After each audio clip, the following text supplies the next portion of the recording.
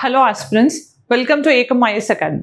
ఈ రోజు మనం ఈ వీడియో డిస్కస్ చేస్తున్నాం అనేది మీకు ఇమేజ్ చూడగానే అర్థమై ఉంటుంది. ఎందుకంటే ఢిల్లీ చీఫ్ మినిస్టర్గా ఉన్న అరవింద్ కేజ్రీవాల్ గారికి ఈరోజు ఇంటరిమ్ బెయిల్ ఇవ్వడం జరిగింది, అంటే మధ్యంతర బెయిల్ అనమాట.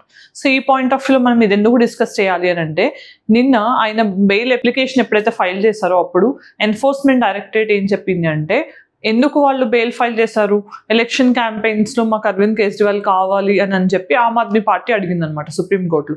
అప్పుడు ఎన్ఫోర్స్మెంట్ డైరెక్టర్ దానికి ఆన్సర్గా ఏం చెప్పింది, right to political campaigning is not a fundamental right అని చెప్పింది అనమాట. అంటే ఎన్నికల ప్రచారం చేయడం అనేది ఒక ప్రాథమిక హక్కు కాదు కదా, దాన్ని డినై అయింది అని మీరు దాని మీద అంటే మాకు కావాలి బెయిల్ అని అడగటానికి అని చెప్పడం జరిగింది. సో ఈ పాయింట్ ఆఫ్ వ్యూలో మనం అసలు బెయిల్ అంటే ఏంటి, ఎన్ని రకాల బెయిల్స్ ఉన్నాయి, ఎలాంటి సిచ్యువేషన్స్లో ఎలాంటి బెయిల్స్ ఇస్తారు, ఒకవేళ ఇచ్చిన బెయిల్ని రివర్స్ చేసి క్యాన్సిల్ చేయొచ్చా, అసలు బెయిలబుల్ ఆఫెన్స్ ఏంటి, నాన్ బెయిలబుల్ ఆఫెన్స్ ఏంటి, ఇవన్నీ దాంతోపాటు బెయిల్కిను పెరోల్కి ఉన్న డిఫరెన్స్ ఏంటి అనేది కూడా చూద్దాం. ఎందుకంటే రీసెంట్ టైమ్స్లో మీరు చూస్తే కనుక యూపీఎస్సీ అనేది క్రిమినల్ జస్టిస్ సిస్టమ్ గురించి క్వశ్చన్స్ అడుగుతోంది. లాస్ట్ 3 years నుంచి చూస్తే కూడా బెయిల్ గురించి కానీ లేకపోతే బెయిల్ పెరోల్ కానీ ఇలాంటి డిఫరెన్సెస్ అడుగుతున్నారు అనమాట. ఎందుకంటే ఎప్పుడైతే ఇవి రిపీటెడ్గా న్యూస్లో వస్తున్నాయో వేరు కారణాల వల్ల, అలాంటప్పుడు ఎగ్జామినర్ కూడా ఇలాంటి వాటి మీద క్వశ్చన్స్ అడిగే ఛాన్స్ ఉంటుంది. సో ఎప్పుడైనా పాలిటీ గవర్నెన్స్ పాయింట్ ఆఫ్ వ్యూలో కానీ లేకపోతే యూపీఎస్సీ పాయింట్ ఆఫ్ వ్యూలో కానీ ఇవి చాలా ఇంపార్టెంట్, స్టేట్ ఎగ్జామ్స్కి కూడా ఇంపార్టెంట్. మీరు ఇవన్నీ ప్రాథమికంగా తెలుసుకోవాల్సింది. ఎగ్జామినేషన్ పక్కన పెడితే మనం ఇండియన్ సిటిజన్స్గా క్రిమినల్ జస్టిస్ సిస్టమ్ అనేది మనకు ప్రివైల్ అవుతున్నప్పుడు మనం కూడా ఒక సిటిజన్గా బేసిక్ రైట్స్ గురించి కూడా తెలుసుకోవాల్సి ఉంటుంది, అది బెయిల్ విషయంలో కూడా.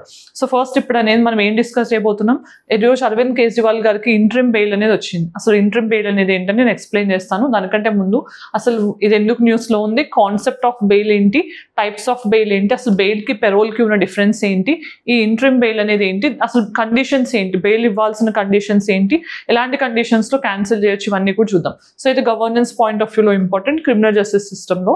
దెన్ ఈరోజు న్యూస్ ఎందుకు ఉందంటే, అరవింద్ కేజ్రీవాల్ గారు మనీ లాండరింగ్ కేసులో ఢిల్లీ ఎక్సైజ్ పాలసీకి సంబంధించి ఈడీ ఎన్ఫోర్స్మెంట్ డైరెక్టరేట్ అనేది అరెస్ట్ చేయడం జరిగింది. సో ఈడీ అనేది ఏ మంత్రిత్వ శాఖ పరిధిలోకి వస్తుంది అనేది మీ ఆన్సర్ కామెంట్ సెక్షన్లో చెప్పండి. సో ఫస్ట్ ఇప్పుడు ఏంటంటే, ఈయనకి ఇచ్చింది కంప్లీట్ బెయిల్ కాదు, అంటే మధ్యంతర బెయిల్ మాత్రమే. ఇంటరిమ్ బెయిల్ అంటే ఏంటి, ఎప్పటి వరకు ఇచ్చారు, June 1 వరకు మాత్రమే ఇచ్చారు. అంటే June 1 తర్వాత మళ్ళీ అరవింద్ కేజ్రీవాల్ ఎక్కడికి వెళ్ళాలి, జైలుకి మళ్ళీ వెళ్ళి సరెండర్ అవ్వాల్సి ఉంటుందని చెప్పి కోర్టు చెప్పింది అనమాట. సో ఇక్కడ మనం అర్థం చేసుకోవాల్సింది ఏంటి, అసలు ఫస్ట్ బెయిల్ అనేది ఏంటి, ఎన్ని రకాలు ఉంది, దాంట్లో మళ్ళీ ఇంటరిమ్ బెయిల్ ఏంటి అనేది చూద్దాం. సో ఫస్ట్ ఏంటంటే మనం అర్థం చేసుకోవాల్సింది బెయిల్ అనేది ఎప్పుడు, ఫస్ట్ ఏంటంటే ఒక పర్సన్ అరెస్ట్ ఒక కేసులో బెయిల్ అనేది అర్థం చేసుకోవడానికి మనం ఫస్ట్ ఒక పర్టికులర్ కేసు ఉంది, ఈ కేసు అనేది ఒఫెన్స్ అనుకున్నాం. ఈ ఒఫెన్స్లో ఒక పర్సన్ మీద ఛార్జ్ ఉంటుంది, అంటే ఇతను చేశాడు అని నేరం మోపబడిన పర్సన్ని మనం ఏమంటాం, అక్యూజ్డ్ అంటాం. సో ఈ అక్యూజ్డ్ అనే పర్సన్ అతను తప్పు చేశాడా లేదా అనే దానికి ఎవరు డిసైడ్ చేయాలి, కోర్టు డిసైడ్ చేయాలి. అప్పటి వరకు ఏంటి, అతను ఏం చేయనట్టుగానే పరిగణించాలి. అదే మన క్రిమినల్ జస్టిస్ సిస్టమ్ చెప్తుంది ఏంటంటే ప్రిజంప్షన్ ఆఫ్ ఇన్నోసెన్స్. ఎందుకు అంటే అప్పటి వరకు కూడా మనం ఆయన నిరపరాధిగానే చూడాల్సి ఉంటుంది. ప్రిజంప్షన్ ఆఫ్ ఇన్నోసెన్స్ అంటే చివరి వరకు కూడా ఎవరిని ప్రూవ్ అయ్యేంత వరకు కూడా, గిల్టీ అని ప్రూవ్ అయ్యే వరకు కూడా మనం అతన్ని నిరపరాధిగానే చూడాల్సి ఉంటుంది. సో ఫస్ట్ ఇక్కడ అక్యూజ్డ్ అంటే ఈ పర్సన్ని కన్విక్ట్ చేసే ఛాన్స్ ఉంటుంది, ఆర్ ఆ పర్సన్ని ఎక్విట్ చేసే ఛాన్స్ ఉంటుంది. ఎక్విట్ అంటే ఏంటి, ఇక్కడ అతను తప్పు చేయలేదు అని తెలిస్తే వదిలేసినప్పుడు అతను ఎక్విట్ అయ్యాడు అని అంటాం. కన్విక్ట్ అయినా అంటే ఏంటి, అతను ఎప్పుడైతే కనుక నేరం నిరూపణ అయిందో, అతనే నేరస్తుడని ప్రూవ్ అయిందో కోర్టు అప్పుడు అతనికి కన్విక్ట్ అవుతుంది అనమాట. కన్విక్షన్ అంటే ఏంటి, అప్పుడు అతనికి పనిష్మెంట్ ఇస్తారనమాట. దానికి ఏ ఆఫెన్స్ అయితే ఆఫెన్స్కి తగ్గట్టు పనిష్మెంట్ ఇవ్వడం జరుగుతుంది. సో ఇది ఫస్ట్ బేసిక్గా మనం తెలుసుకోవాల్సింది. ఇప్పుడు మరి బెయిల్ అనేది ఎవరికి ఇస్తారు అంటే కనుక, ఇక్కడ ఈ అక్యూజ్డ్ ఉన్నారు కదా, ఈ అక్యూజ్డ్ అసలు ఇది ఇంకా అంటే ఇక్కడ డిసైడ్ చేస్తున్నారు ఫస్ట్ వీళ్ళు నిజంగా చేశారా లేదా అనేది ఎవరు డిసైడ్ చేస్తున్నారు, కోర్టు. కానీ ఇది ఎవరు చేస్తారు, ఈ ఒఫెన్స్ అనేది పోలీస్ చేస్తారు. సో ఈ మధ్యలో ఏంటంటే పోలీస్ కేసు ఫైల్ చేసిన తర్వాత కోర్టు డిసైడ్ చేసే మధ్యలో అక్యూజ్డ్కి ఒకవేళ ఏదైనా కారణాల వల్ల బయటకు వెళ్లాల్సినప్పుడు బెయిల్ పిటిషన్ ఫైల్ చేస్తారనమాట. ఈ మధ్యలో ఈ ప్రాసెస్లో అనమాట. అంటే అతను కన్విక్టా ఎక్విట్ అనేది మనకు తెలియలేదు ఇంకా. సో అలాంటి మధ్య పరిస్థితుల్లో ఏంటంటే అతనికి ఏదైనా కారణాల వల్ల బెయిల్ పిటిషన్ ఫైల్ చేస్తారు. కొన్నిసార్లు హెల్త్ బాగోకపోయినా చేయొచ్చు, లేదంటే ఎవరైనా చనిపోయినా చేయొచ్చు, లేదంటే ఇలాంటి రీజన్స్ ఇప్పుడు ఆమ్ ఆద్మీ పార్టీకి పొలిటికల్ క్యాంపెయిన్ చేయాలనే విషయంలో కానీ అలాంటి రీజన్స్ ఏదైనా కూడా కోర్టు అంగీకరిస్తే వాళ్ళకి బెయిల్ గ్రాంట్ చేయొచ్చు. సో ఫస్ట్ మనం తెలుసుకోవాల్సింది ఏంటి, ఇండియన్ క్రిమినల్ జస్టిస్ సిస్టంలో మనకి ఇంకొకటి తెలుసుకోవాల్సింది ఏంటనేది మెయిన్గా మనకి క్రిమినల్ లాస్ అనేవి ఇండియాలో 2 రకాలుగా ఉన్నాయి.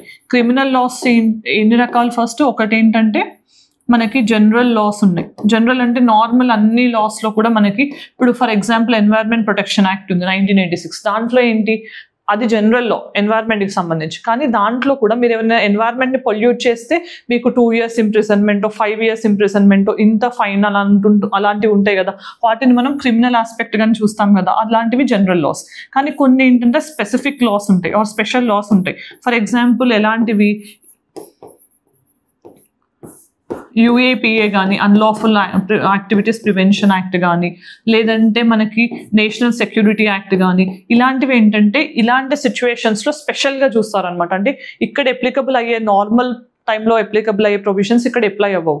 అంటే ఎగ్జాంపుల్ ఏంటి, అసలు జనరల్ లాస్లో బెయిల్ అనే దాన్ని రూల్గా చూస్తారు. అంటే ఒక పర్సన్ అరెస్ట్ అయిన పర్సన్కి బెయిల్ అనేది ఒక ప్రాథమిక హక్కుగా కన్సిడర్ చేయాలి. అంటే not a fundamental right but basic రైట్గా.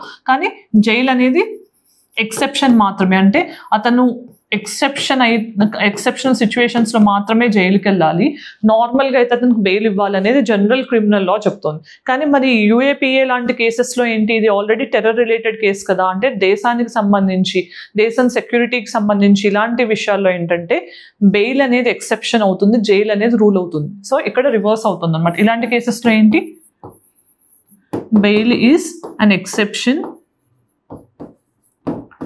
Jail is a rule, jail is the rule అనమాట. సో ఇది ఈ కేసెస్లో వర్తిస్తుంది. దాంతోపాటు మీరు ప్రాథమికంగా తెలుసుకోవాల్సిన ఇంకో డిఫరెన్స్ ఏంటి, జనరల్ లాస్లో ఎలాంటి ప్రొవిజన్ అప్లికబుల్ అవుతుందంటే ఇప్పుడు ఎవరైనా నేరం చేశారు అనడానికి ఎవరు చూపించాలి కోర్టు ముందు, ఇతనే చేశాడు అనడానికంటే ప్రాసిక్యూషన్ చూపించాల్సి ఉంటుంది. అంటే గవర్నమెంట్ సైడ్ ఎవరైతే ఎవరైతే లాయర్ ఉంటారో ప్రాసిక్యూషన్గా ఆ పర్సన్ ప్రూవ్ చేయాలన్నమాట. అంటే పోలీస్ నుంచి వాళ్ళు ఇన్ఫర్మేషన్ తీసుకుని అవును ఈ పర్సనే చేశాడు, మా దగ్గర ఈ ఆధారాలు ఉన్నాయి అనడానికి బర్డన్ ఆఫ్ ప్రూఫ్ అనేది ప్రాసిక్యూషన్ మీద ఉంటుంది నార్మల్గా అయితే. కానీ ఇలాంటి కేసెస్లో స్పెషల్ లాస్లో బర్డన్ ఆఫ్ ప్రూఫ్ ఎవరి మీద ఉంటుంది, అక్యూజ్డ్ మీద ఉంటుంది. అంటే ఎవరి మీద అయితే నేరం మోపబడిందో అతను నేను చెయ్యలేదు, నాకు ఈ కేసుతో సంబంధం లేదు అని చెప్పుకోవాల్సిన బాధ్యత అతని మీద ఉంటుంది. సో ఇది మనం బేసిక్గా తెలుసుకోవాల్సిన ప్రైమరీ డిఫరెన్సెస్. మరి ఇప్పుడు మనం ఏం డిస్కస్ చేయబోతున్నాం, బెయిల్ అంటే ఏంటి, అసలు బెయిల్లో ఎన్ని రకాలు ఉందనేది అర్థం చేసుకోవాలి. సో బెయిల్ అనేది ఏంటి, టెంపరరీ రిలీజ్ అనమాట. టెంపరరీ రిలీజ్ అంటే ఏంటి, ఎవరైతే అక్యూజ్డ్ పర్సన్ ఉన్నారో అతను కన్విక్ట్ అవ్వలేదు ఇంకా ఆర్ ఎక్విట్ కూడా అవ్వలేదు, ఆ ట్రయల్ జరుగుతున్నప్పుడే, సో ట్రయల్ ప్రాసెస్ జరుగుతున్నప్పుడే అసలు అవుట్కమ్ ఏంటి, ఆ కేసులో ఫైనల్ జడ్జ్మెంట్ రాకముందే అతను అండర్ ట్రయల్గా ఉన్నప్పుడే బెయిల్ కోసం అప్లై చేస్తారనమాట. సో అది బెయిల్ అంటాం. అంటే టెంపరరీ రిలీజ్ మాత్రమే. ఆ టెంపరరీ రిలీజ్ ఎందుకు, డిఫరెంట్ రీజన్స్ కావచ్చు, కానీ ఆ టెంపరరీ రీజన్స్కి కొన్ని కండిషన్స్ ఉంటాయి అనమాట. రిలీజ్ చేయడానికి కూడా కోర్టు కొన్ని కండిషన్స్తో మాత్రమే బెయిల్ ఇస్తుంది. ఇప్పుడు అరవింద్ కేజ్రీవాల్ విషయంలో కూడా అంతే, ఎప్పుడైనా ఫారిన్ వెళ్ళకూడదు, రోజు సైన్ చేయాల్సి ఉంటుంది, అలాంటి కొన్ని కండిషన్స్ పెడతారనమాట. దీంట్లో ఇంకోటి మనం తెలుసుకోవాల్సింది ఏంటి, పర్సనల్ బాండ్ ఒక్కొక్కసారి అడుగుతుంది, షూరిటీ బాండ్ అనేది అడుగుతుంది కోర్టు. పర్సనల్ బాండ్ అంటే ఏంటి, ఆ పర్సన్ ఎవరైతే రిలీజ్ అవుతున్నారో బెయిల్ మీద అతనే పర్సనల్గా గ్యారంటీ ఇవ్వాలన్నమాట, నేను ఖచ్చితంగా మీరు ఇచ్చిన కండిషన్స్ అన్ని అమలు చేస్తాను, కోర్టుకి ఇచ్చినట్టే నేను బిహేవ్ చేస్తాను అని. కానీ ఒకవేళ షూరిటీ బాండ్ అంటే ఏంటి, మీ తరపున ఇంకొక పర్సన్ షూరిటీ ఇవ్వాలి కోర్టుకి. అంటే ఇతను మళ్ళీ కోర్టులో లొంగిపోయేంత వరకు నాది గ్యారంటీ, నేను హామీ ఇస్తున్నాను, ఒకవేళ అతను నేను చేస్తే నాది బాధ్యత అన్నట్టు షూరిటీ బాండ్ ఇవ్వాల్సి ఉంటుంది. సో అవి రెండు కూడా పర్సనల్ బాండ్, షూరిటీ బాండ్ మీద జనరల్గా కండిషనల్ బెయిల్ అనేది ఇస్తుంటారు. సో అది మనం తెలుసుకోవాల్సింది. ఇక్కడ ఏంటంటే బెయిల్ అనేది ఎవరికైతే జడ్జ్మెంట్ ఫైనల్ అవుట్కమ్ రాలేదో ఆ కేసులో వాళ్ళకి మాత్రం బెయిల్ ఇస్తారు. ఒకవేళ ఫైనల్ జడ్జ్మెంట్ వచ్చాక ఎవరైనా బయటకు రావాలి టెంపరరీగా అని అంటే వాళ్ళు ఏమంటాం, మనం పెరోల్ మీద బయటకు వచ్చారు అని అంటాం. సో అది మనం చివరిలో చూద్దాం. ఈవెన్ కౌటిల్య సర్వశాస్త్రాల్లో కూడా బెయిల్ గురించి మెన్షన్ చేశారు, ఎందుకంటే అదొక మ్యాటర్ ఆఫ్ రైట్గా గుర్తించాలి అని చెప్పి అభిప్రాయపడ్డారు. సో ఇప్పుడు ఫస్ట్ మనం తెలుసుకోవాల్సింది అంటే బెయిల్ అనేది డెఫినేషన్ జనరల్గా ఏంటనే చూసాం, కానీ మన ఇండియన్ క్రిమినల్ లా అయిన సిఆర్పిసిలో బెయిల్ అనే దానికి అసలు ప్రాపర్ డెఫినేషనే లేదు. దాని అర్థం ఏంటి, మనకి బెయిల్ అనేది ఇంప్లిసిట్ గా లేకపోయినా కూడా కొన్ని ప్రొవిజన్స్ అనేవి ఉన్నాయి. సో ఫస్ట్ ఇక్కడ టైప్స్ ఆఫ్ బెయిల్ ఉంది. సో ఫస్ట్ రెగ్యులర్ బెయిల్ అంటే ఏంటి? ఇది సెక్షన్ 437 and 439 ఆఫ్ సిఆర్పిసి కింద రెగ్యులర్ బెయిల్ ఇస్తారు. రెగ్యులర్ బెయిల్ అంటే ఏంటి?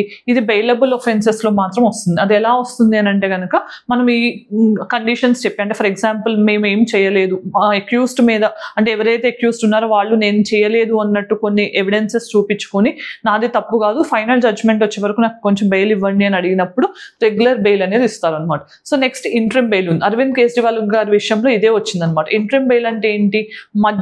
మధ్యంతర బెయిల్ అంటే ఫైనల్ జడ్జ్మెంట్ రాకముందు ఇంట్రిమ్ బెయిల్ అనేది ఇస్తారు. సో ఇంట్రిమ్ బెయిల్ తర్వాత ఏంటి? ఇక్కడ రెగ్యులర్ బెయిల్ మీద బయటకు వచ్చిన వాళ్ళు మళ్ళీ కోర్టులో సరెండర్ అవ్వాల్సిన అవసరం లేదు. కానీ ఇంట్రిమ్ బెయిల్ మీద వచ్చిన వాళ్ళు ఖచ్చితంగా ఒక డెడ్ లైన్ ఇస్తారు. ఆ డెడ్ లైన్ తర్వాత మళ్ళీ వాళ్ళు లొంగిపోవాల్సి ఉంటుంది అనమాట. Then anticipatory bail. Anticipatory bail అనేది సెక్షన్ 438 ఆఫ్ సిఆర్పిసిలో ఉంది.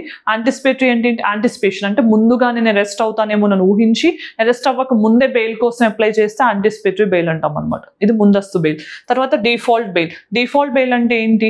ఇన్ కేస్ మనకి ఎఫ్ఐఆర్ అనేది అఫెన్స్ ని బట్టి 90 days 60 days లోపల ఫైల్ చేయాల్సి ఉంటుంది. ఒకవేళ మీరు టైం లోపల పోలీస్ ఎఫ్ఐఆర్ ఫైల్ చేసి ఇతను ఎందుకు మేము నేరం అనేది ఈయన మీద నేరం మోపాము, సో ఎందుకని మేము ఛార్జ్ లోకి తీసుకోవాలనుకుంటున్నామని చెప్పకపోతే కనుక వాళ్ళు ఫెయిల్ అయితే ఎఫ్ఐఆర్ ఫైల్ చేయడంలో అప్పుడు డిఫాల్ట్ బెయిల్ అనేది వస్తుంది అనమాట. అంటే పోలీస్ వాళ్ళ ఇన్వెస్టిగేషన్ ప్రాపర్ గా చేయకపోతే అప్పుడు డిఫాల్ట్ బెయిల్ ఇస్తూ కోర్టు మనని గ్రాంట్ చేస్తుంది అనమాట. దెన్ కండిషన్స్ ఏంటి? అసలు నార్మల్ గా బెయిలబుల్ ఆఫెన్సెస్ లో బెయిల్ అనేది ఒక రైట్ గా ఉంటుంది. కానీ ఎలాంటి సిచ్యువేషన్స్ లో, ఫర్ ఎగ్జాంపుల్ ఒకవేళ ఆ పర్సన్ అనే ఆయన అసలు అక్యూజ్డ్ కి కేసుకి సంబంధం లేదన్నట్టు కోర్టు భావిస్తే, లేదు ఒకవేళ అతను అసలు ఫర్దర్ ఎంక్వైరీకి ఎలాంటి అబ్జెక్షన్ కానీ ఎలాంటి అడ్డంకిగా క్రియేట్ చేయరు అని అనుకున్నా, లేకపోతే ఆ పర్సన్ కి ఒకవేళ 10 years లోపు పనిష్మెంట్ కానీ లైఫ్ ఇంప్రిజన్మెంట్ పడకుండా 10 years కంటే ఎక్కువ పనిష్మెంట్ కానీ లైఫ్ ఇంప్రిజన్మెంట్ కానీ డెత్ పెనాలిటీ కానీ పడకుండా ఉంటే కనుక బెయిలబుల్ ఒఫెన్సెస్ లో కూడా బెయిల్ ఇస్తారనమాట. దెన్ మనం తెలుసుకోవాల్సిన non bailable offences. Non bailable offence అంటే ఏంటి? జనరల్గా మనం ఏమనుకుంటాం, అసలు బెయిలే రాదు అనుకుంటాం. కానీ కొన్ని ఎక్సెప్షనల్ సిచ్యువేషన్స్ లో నాన్ బెయిలబుల్ ఒఫెన్స్ లో కూడా బెయిల్ ఇవ్వచ్చు. ఎలాంటివి? ఉమెన్ అండ్ చైల్డ్ అయినా కానీ, వాళ్ళ హెల్త్ లేకపోయినా కానీ, లేకపోతే అసలు ప్రాపర్ ఎవిడెన్స్ లేదు అని కానీ, లేకపోతే ఎఫ్ఐఆర్ ఫైల్ చేయడంలో డిలే అవ్వడం కానీ, ఇలాంటి రీజన్స్ వల్ల నాన్ బెయిలబుల్ ఒఫెన్స్ లో కూడా బెయిల్ ఇవ్వడం జరుగుతుంది. దెన్ మనం తెలుసుకోవాల్సిన ఇంకో విషయం ఏంటి? క్యాన్సిలేషన్ చేయొచ్చా అని. బెయిల్ ఒకసారి బయటకు బెయిల్ మీద వస్తే అంటే కోర్టుకి బెయిల్ ఇచ్చిన పవర్ ఉంది కాబట్టి కోర్టు మాత్రమే ఇచ్చిన బెయిల్ క్యాన్సిల్ చేసి మళ్ళీ పోలీస్ కస్టడీలోకి తీసుకోమని అధికారం ఆర్డర్స్ ఇచ్చే అధికారం కోర్టుకుంటుంది. Then bail is an exception అనేది ఎందుకు అనేది నేను చెప్పాను ఆల్రెడీ. జనరల్ లాస్ లో bail is an exception, jail is the rule అని కన్సిడర్ చేస్తాం. సో నార్మల్ గా ఈ కేసు చూస్తే మీరు union of India versus AK Najeeb case, recent కేసులోనే ఏం చెప్పింది సుప్రీంకోర్టు అంటే బెయిల్ అనేది జనరల్ క్రిమినల్ లాస్ ఏవైతే ఉన్నాయో వాటిల్లో బెయిల్ అనేది ఒక రైట్. కానీ స్పెషల్ లాస్ యూఏపీఏ కానీ ఇలాంటి కేసెస్ ఉన్నప్పుడు బర్డన్ ఆఫ్ ప్రూఫ్ అనేది అక్యూజ్డ్ మీద పడుతుంది కాబట్టి బెయిల్ అనేది ఒక ఎక్సెప్షన్ గా మాత్రమే ఉంటుంది. ఎందుకంటే అతను ప్రూవ్ చేసుకోవాల్సినప్పుడు బెయిల్ మీద బయటకు వెళ్తే తన ఎవిడెన్సెస్ తనకు అనుగుణంగా మార్చే ఛాన్స్ ఉంటుంది కాబట్టి అలాంటి కండిషన్స్ ఇక్కడ స్పెషల్ లాస్ లైక్ యూఏపీఏ కానీ నేషనల్ సెక్యూరిటీ యాక్ట్ లో కానీ పనిచేయవు అని చెప్పడం జరిగింది. తర్వాత బర్డన్ ఆఫ్ ప్రూఫ్ అనేది నేను మీకు చెప్పాను. జనరల్ లా అయితే ప్రాసిక్యూషన్ మీద ఉంటుంది, స్పెషల్ లాస్ అయితే కనుక అది అక్యూజ్డ్ మీద ఉంటుంది. దెన్ అసలు బెయిల్కి పెరోల్కి డిఫరెన్స్ ఏంటి? సో బెయిల్ అనేది ఎవరికి ఇస్తారు? ఇక్కడ అక్యూజ్డ్గా ఉన్న వాళ్ళు, అంటే కంప్లీట్గా ట్రయల్ అవ్వని వాళ్ళు, ట్రయల్ ఇంకా కంప్లీట్ అవ్వలేదు, వాళ్ళు ఫైనల్ అవుట్కమ్ రాలేదు ఆ కేసులో, వాళ్ళు చేశారా చేయలేదా అని డిసైడ్ అవ్వనప్పుడు బెయిల్ ఇస్తారు. ఇది ఎవరు ఇస్తారు? బెయిల్ అనేది జడ్జెస్ ఇస్తారనమాట, బెయిల్ అనేది కోర్టులో. దెన్ పెరోల్ అనేది ఏంటి? ఇక్కడ కన్విక్ట్ అయిపోయాడు అతను. కన్విక్ట్ అంటే ఏంటి? అతను నేరం చేశాడు అని కోర్టు నమ్మి అతనికి శిక్ష వేసింది. శిక్ష వేసిన తర్వాత అతను బయటకు రావాల్సిన అవసరం ఏంటి?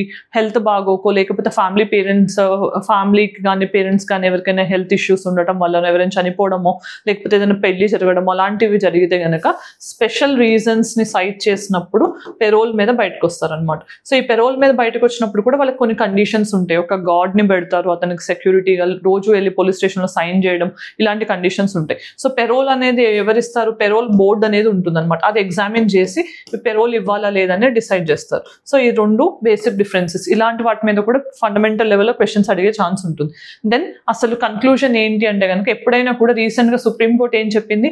రైట్ ఆఫ్ ద పర్సన్ ఉండాలి, at the same time interest of the society రెండు కూడా బ్యాలెన్స్ అయ్యే విధంగా మనం ఏ మార్పు తీసుకొచ్చినా అది అవసరం అని చెప్పి సుప్రీంకోర్టు చెప్పడం జరిగింది.